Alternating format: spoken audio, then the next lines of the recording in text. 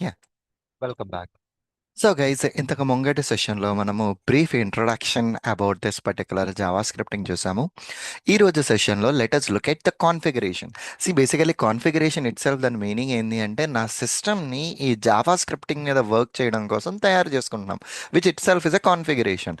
So ఈ కాన్ఫిగరేషన్లో first and foremost thing కావాల్సింది ఏంటి అంటే నోడ్ జేఎస్ని సిస్టంలో ఉండాలి. దాని తర్వాత విజువల్ కోడ్ సెటప్ ఉండాలి. అండ్ వాటితో పాటు ఎన్పిఎం ఫర్ టెస్ట్ లైబ్రరీస్ ఉండాలి అని ఉన్నది. ఓకే, దట్స్ ఫైన్, బాగానే ఉంది. So first of all let us see one after another. First Node JS అసలు ఎందుకు? రైట్ సురేంద్ర, నేను ఇప్పుడు జావా స్క్రిప్టింగ్ పని చేస్తున్నా, నాకు నోడ్ జేఎస్ యొక్క నెసెసిటీ ఏంటి? ఇన్ జనరల్గా నువ్వు ఎప్పుడైతే నోడ్ జేఎస్ని డౌన్లోడ్ చేసావో దాంతో పాటు ఎన్పిఎం నోడ్ ప్యాకేజ్ మేనేజర్ అన్నది వస్తుంది అనమాట. ఈ ఎన్పిఎంలోకి ఏంది అంటే కనుక lot of open source libraries and various tools అయితే ఉంటాయి.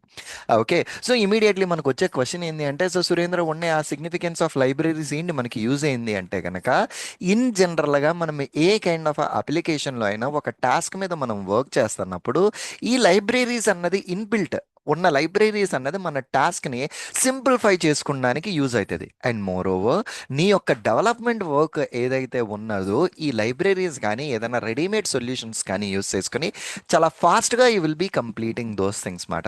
ఇన్ జనరల్గా ఏంది అంటే majority of the applications front end tools అన్నీ కూడా ఈ నోడ్ జేఎస్ మీద అండ్ యాజ్ వెల్ యాజ్ ఈ ఎన్పిఎం ప్యాకేజెస్ మీద డిపెండ్ అవుతున్నాయి అన్నమాట. Okay, so in a simple terms we can say that in a simple terms we can say that ఈ Node JS extension అన్నది నీ యొక్క జావా స్క్రిప్ట్ క్యాపబిలిటీని ఎన్హాన్స్ చేసి బియాండ్ ద బ్రౌజర్ దాన్ని ఎన్హాన్స్ చేసి దాన్ని ఒక వర్సటైల్ టూల్ కింద ట్రాన్స్ఫర్ చేసుకుంటా ఉంటుంది అన్నమాట. And more over as a general purpose language in order to build a complex and a high level performance application this node.js is required.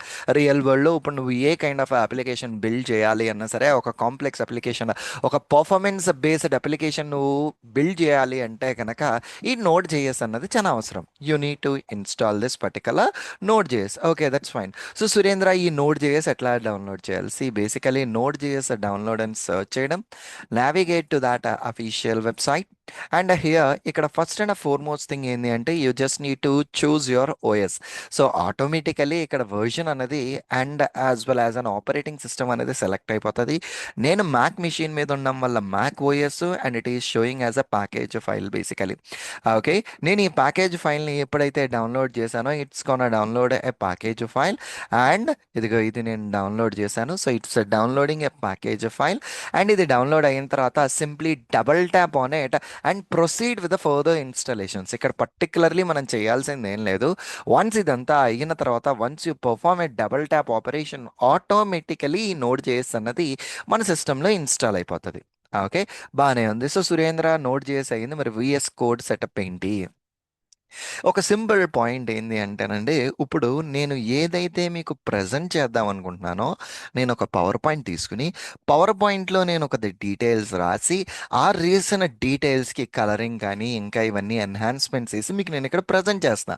Right, అట్లానే ఇప్పుడు నేను ఫర్దర్గా జావా స్క్రిప్ట్ కోడ్ రాయాలన్నా, నేను play right code రాయాలన్నా నాకంటూ ఒక editor ఉండాలి. ఆ ఎడిటర్లో నేను ఏదైతే రాస్తానో ఆ రాసిన కంటెంట్ అంతా నేను ఎగ్జిక్యూట్ చేయడానికి కానీ స్క్రిప్టింగ్ కానీ అన్నిటికీ యూజ్ అవుతుంది. అలాంటి ఎడిటరే మనకి ఇక్కడ ఉన్నది విజువల్ స్టూడియో కోడ్ మాట. So here Visual Studio Code and again దాన్ని కూడా ఫ్రీ డౌన్లోడ్ అని సెర్చ్ చేస్తున్నా. సెర్చ్ చేసి click on first link. So ఇది ఇక్కడికి తీసుకెళ్లేసరికి the link that it is taking is VS Code downloads.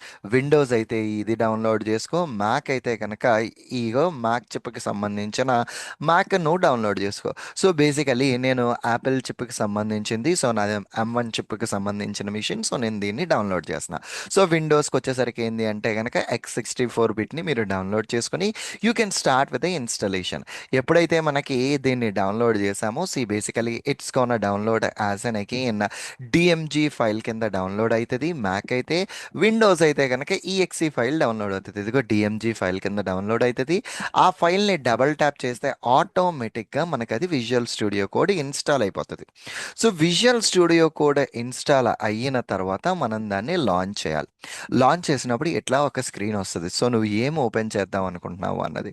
So first and foremost thing మనకి ఏంది అంటే కనుక, సో నేను ఓకే. ఈ ప్రాక్టీస్ చేయడం కోసం ఒక ఫోల్డర్‌ని క్రియేట్ చేసుకుంటున్నా. Java script basics. Okay. So, Java script basics అని ఒక ఎంప్టీ ఫోల్డర్‌ని క్రియేట్ చేశా.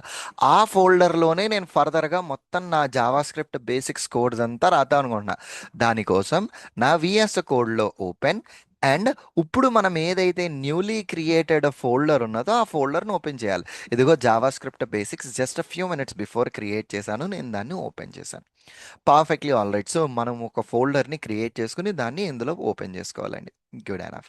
అండ్ దాని తర్వాత ఈ విజువల్ స్టూడియో కోడ్‌లోనే మనం అన్నిట్లికంటే నెక్స్ట్ ఒక మోస్ట్ ఇంపార్టెంట్ థింగ్ ఏంది అంటే ఇక్కడ ఎక్స్‌టెన్షన్స్ అని ఉన్నదండి. Let me click on that particular extensions. ఈ ఎక్స్‌టెన్షన్స్‌లో గిట్‌హబ్ అని సెర్చ్ చేస్తే ఇంతకు ముందర వరకు గిట్‌హబ్ కోపైలట్ వచ్చేదండి. సో, ఇప్పుడు ఈ గిట్‌హబ్ కోపైలట్ అన్నది ఇప్పుడు ఏమవుతుందంటే సో, ఇదిగో చూడండి. గిట్‌హబ్ కోపైలట్ ఇంతకు ముందర వచ్చేది. ఇప్పుడు ఈ గిట్‌హబ్ కోపైలట్ డిప్రిషియేట్ అయిపోయి గిట్‌హబ్ కోపైలట్ చార్ట్ వచ్చింది. So the thing here is you need to install this GitHub Copilot chart. So Surendra, ఎందుకు ఈ గిట్‌హబ్ కోపైలట్ చార్ట్ అంటే కనుక AI chart features powered by GitHub Copilot. అంటే నీకేంది అంటే కనుక నీ ప్రోగ్రాంలో ఏఐని వాడుకోవడానికి ఈ గిట్‌హబ్ కోపైలట్ చార్ట్ అన్నది చాలా హెల్ప్ఫుల్ అవుతుంది. దీన్ని మీరు ఇన్స్టాల్ చేసుకోవాలి. ఇక్కడ ఇన్స్టాల్ బటన్ ఉంటుంది. నాకు అన్ఇన్స్టాల్ ఉంది, మీకు ఇన్స్టాల్ ఉంటుంది. So you need to install this GitHub Copilot chat. That's it. So you just need to install this particular option. Okay. Perfectly all right. So ఇంతవరకు మనం గిట్‌హబ్ కోపైలట్ చాట్ని మనం install చేసేసుకున్న తర్వాత నెక్స్ట్ వచ్చే concept ఏంటి అంటే మీరు గిట్‌హబ్ కోపైలట్లోకి లాగిన్ అవ్వాలి. So how you need to login in to that అన్నది నేను అప్కమింగ్ సెషన్స్లో చూపిస్తాను. ఇప్పటి సెక్షన్లో నేను మ్యాక్ మిషన్ని కాన్ఫిగర్ ఎట్లా చేసుకోవాలి, ఏ ఫైల్ని ఎలా డౌన్లోడ్ చేసుకోవాలో చూపించాను. నెక్స్ట్ సెషన్లో విండోస్ మిషన్ని ఎట్లా కాన్ఫిగర్ చేసుకోవాలి అన్నది సింపుల్ కాన్ఫిగరేషన్ చూపిస్తాను నేను. Okay. Perfectly all right. See again in the next lecture. Thank you. Bye.